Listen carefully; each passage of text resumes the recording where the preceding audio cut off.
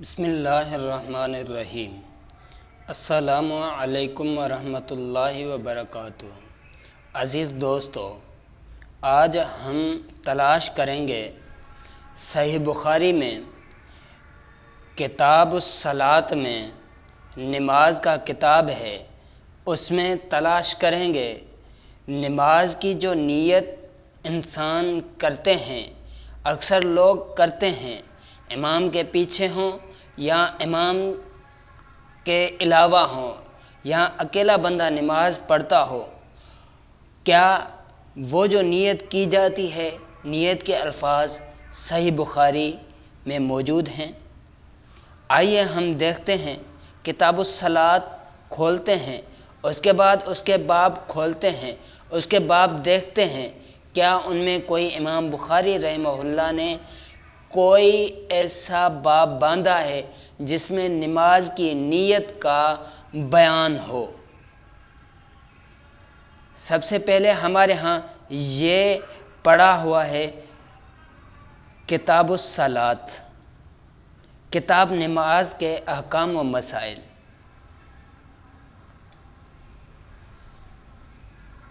ہم نے صحیح بخاری کا کتاب الصلاۃ کھول لیا ہے، اب اس کے ابواب آ گئے ہیں جو کہ میں آپ کو پڑھ کے سناتا ہوں۔ اس میں کتنے ابواب ہیں ٹوٹل؟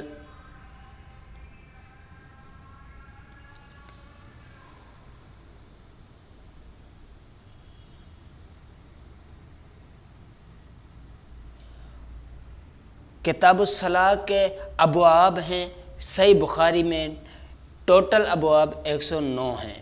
کتاب الصلاۃ سب سے پہلے جو باب امام بخاری رحمہ اللہ نے باندھا ہے کتاب الصلاۃ میں، اس کا نام ہے باب اس بارے میں کہ شب معراج میں نماز کس طرح فرض ہوئی۔ دوسرا باب ہے اس بیان میں کہ کپڑے پہن کر نماز پڑھنا واجب ہے۔ تیسرا نماز میں گدی پر تہبند باندھنے کے بیان میں۔ چوتھا اس بیان میں کہ صرف ایک کپڑے کو بدن پر لپیٹ کر نماز پڑھنا جائز و درست ہے۔ جب ایک کپڑے میں کوئی نماز پڑھے تو اس کو کندھوں پر ڈالے۔ جب کپڑا تنگ ہو تو کیا کیا جائے؟ شام کے بنے ہوئے جگہ میں نماز پڑھنے کے بیان میں 7 ابواب بیان کر چکے۔ اس کے بعد آتا ہے نمبر 8واں باب بلا ضرورت ننگا ہونے کی کراہت، نماز میں ہو یا کسی حال میں۔ 9واں باب ہے قمیص اور پاجامہ اور جانگیا اور قبا چگا پہن کر نماز پڑھنے کے بیان میں۔ 10واں باب ہے سطر کا بیان، جس کو ڈھانکنا چاہیے۔ 11واں باب ہے بغیر چادر اوڑھے صرف ایک کپڑے میں لپٹ کر نماز پڑھنا بھی جائز ہے۔ 12واں باب ہے ران سے متعلق جو روایتیں آئی ہیں۔ 13واں باب ہے عورت کتنے کپڑوں میں نماز پڑھے۔ 14واں باب ہے حاشیہ بیل لگے ہوئے کپڑے میں نماز پڑھنا، اس کے نقش و نگار کو دیکھنا۔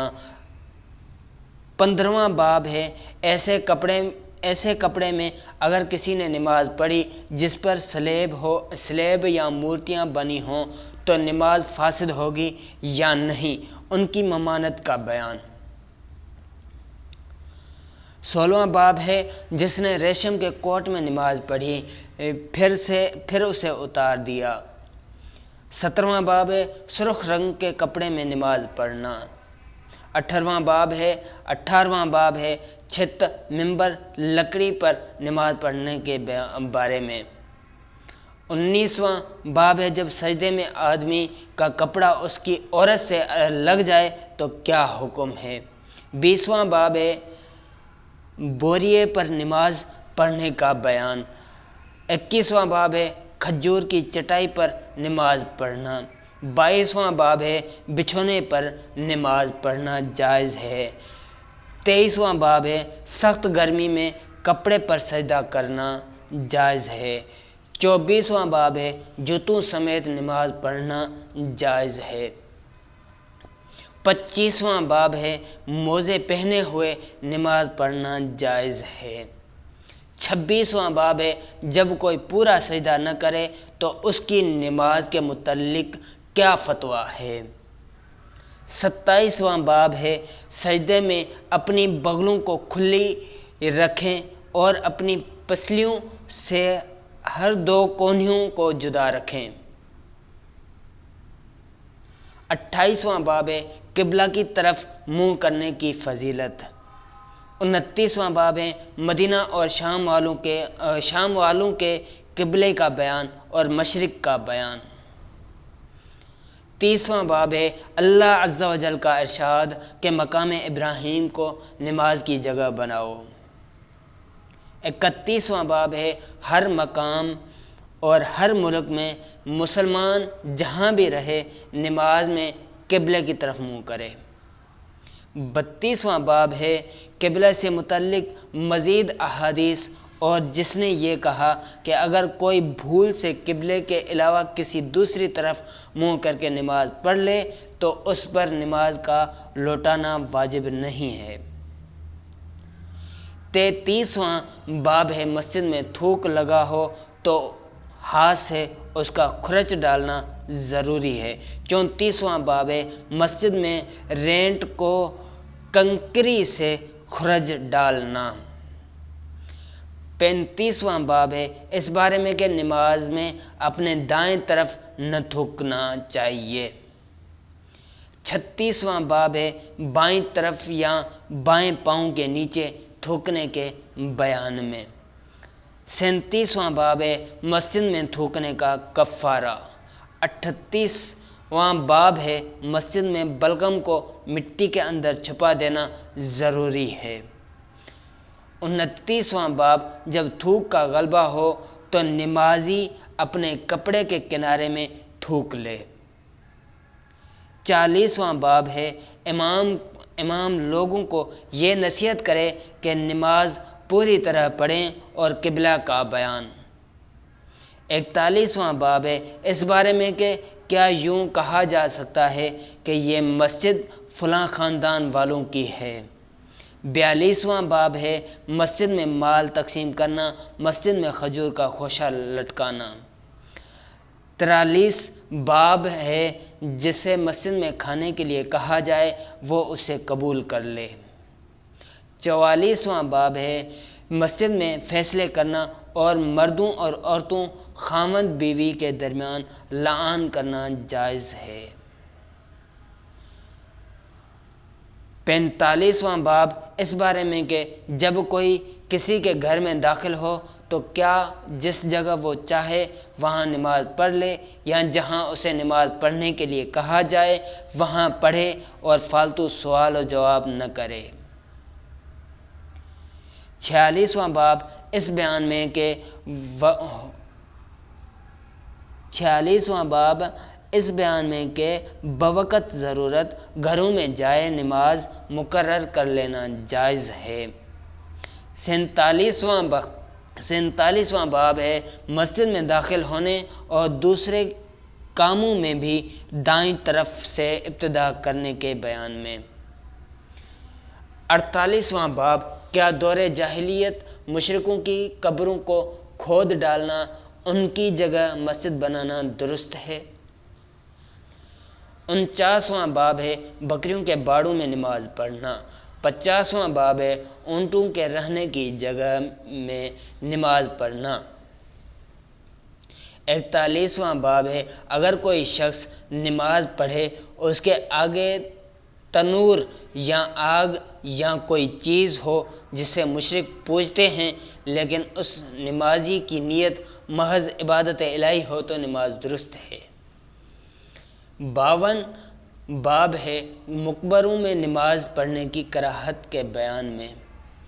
53 باب ہے دھنسی ہوئی جگہوں میں یا جہاں کوئی اور عذاب اترا ہو وہاں نماز پڑھنا کیسا ہے۔ 54 باب ہے گرجا میں نماز پڑھنے کا بیان۔ 55 باب ہے۔ 56 نبی کریم صلی اللہ علیہ وسلم کا ارشاد کہ میرے لیے ساری زمین پر نماز پڑھنے اور پاکی حاصل کرنے یعنی تیمم کرنے کی اجازت ہے۔ 57 باب ہے عورت کا مسجد میں سونا۔ 58 باب ہے مسجدوں میں مردوں کا سونا۔ 59 باب ہے سفر سے واپسی پر نماز پڑھنے کے بیان میں۔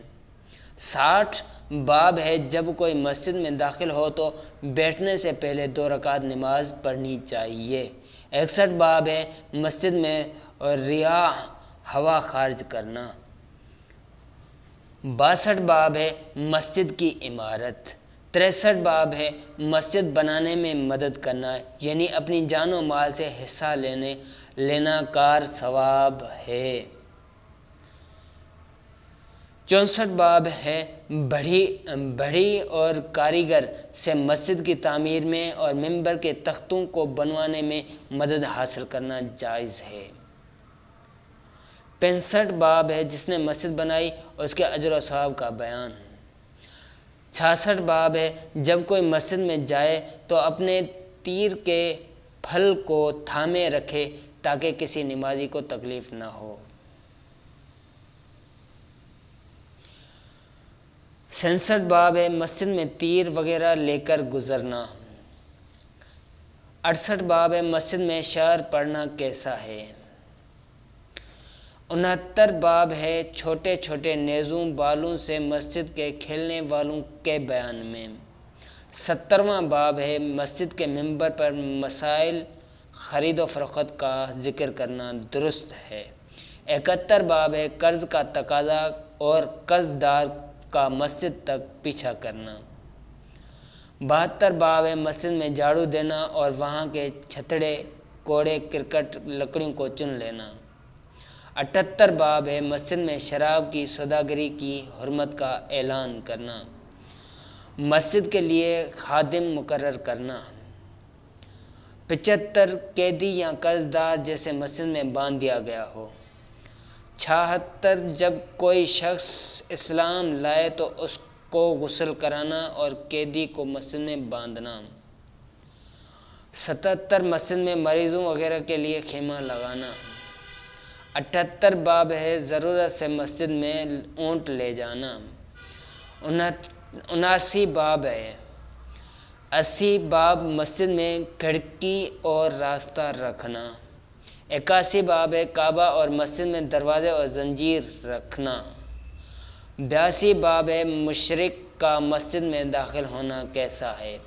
83 باب ہے مسجد میں آواز بلند کرنا کیسا ہے۔ 84 باب ہے مسجد میں حلقہ باندھ کر بیٹھنا اور یوں ہی بیٹھنا۔ 85 باب ہے مسجد میں چت لیٹنا کیسا ہے۔ 86 باب ہے عام راستوں پر مسجد بنانا جب کہ کسی کو اس سے نقصان نہ پہنچے جائز ہے۔ 87 باب ہے بازار کی مسجد میں نماز پڑھنا۔ 88 باب ہے مسجد وغیرہ میں ایک ہاتھ کی انگلیاں دوسرے ہاتھ کی انگلیوں میں داخل کر کے کینچی کرنا درست ہے۔ 99 باب ہے ان مساجد کا بیان جو مدینہ کے راستے میں واقع ہیں اور وہ جگہیں جہاں رسول اللہ صلی اللہ علیہ وسلم نے نماز ادا فرمائی۔ 90 نمبر باب ہے امام کا سترہ مقتدیوں کو بھی کفایت کرتا ہے۔ 91 باب ہے نمازی اور سترے میں کتنا فاصلہ ہونا چاہیے۔ 92 برچھی کی طرف نماز پڑھنا۔ 93 باب ہے عنزہ لکڑی جس کے نیچے لوہے کا پھل لگا ہوا ہو کی طرف نماز پڑھنا۔ 94 باب ہے مکہ اور اس کے علاوہ دوسرے مقامات میں سترہ کا حکم۔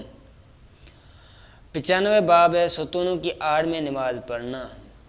96 باب ہے 2 ستونوں کے بیچ میں نمازی اگر اکیلا ہو تو نماز پڑھ سکتا ہے۔ 97 باب 98 باب ہے اونٹنی اور اونٹ درخت اور پالان کو سامنے کر کے نماز پڑھنا۔ 99 باب ہے چارپائی کی طرف منہ کر کے نماز پڑھنا۔ 100 نمبر باب ہے چاہیے کہ نماز پڑھنے والا اپنے سامنے سے گزرنے والے کو روک دے۔ 101 باب ہے نمازی کے آگے سے گزرنے کا گناہ کتنا ہے۔ 102 باب ہے نماز پڑھتے وقت ایک نمازی کا دوسرے شخص کی طرف رخ کرنا کیسا ہے۔ 103 سوتے ہوئے شخص کے پیچھے نماز پڑھنا۔ 104 عورت کے پیچھے نفل نماز پڑھنا۔ 105 اس شخص کے دلیل جس نے یہ کہا کہ نماز کو کوئی چیز نہیں توڑتی۔ 106 اس بارے میں کہ اگر کوئی اپنی گردن پر کسی بچی کو اٹھا لے تو کیا حکم ہے۔ 107 اس بستر کی طرف منہ کر کے نماز پڑھنا جس پر حائضہ عورت ہو۔ 108 اس بیان میں کہ کیا مرد سجدہ کرتے وقت اپنی بیوی کو چھو سکتا ہے تاکہ وہ سکڑ کر جگہ چھوڑ دے کہ بآسانی سجدہ کیا جا سکے۔ 109 باب اس بارے میں کہ اگر عورت نماز پڑھنے والے سے گندگی ہٹا دے تو مضائقہ نہیں ہے۔ کتاب الصلاۃ میں ٹوٹل 109 باب ہیں اور ان میں تمام بابوں میں ایسا کوئی باب ہمیں نظر نہیں آیا جن میں لکھا ہو کہ باب نمبر فلاں اور اس بارے میں کہ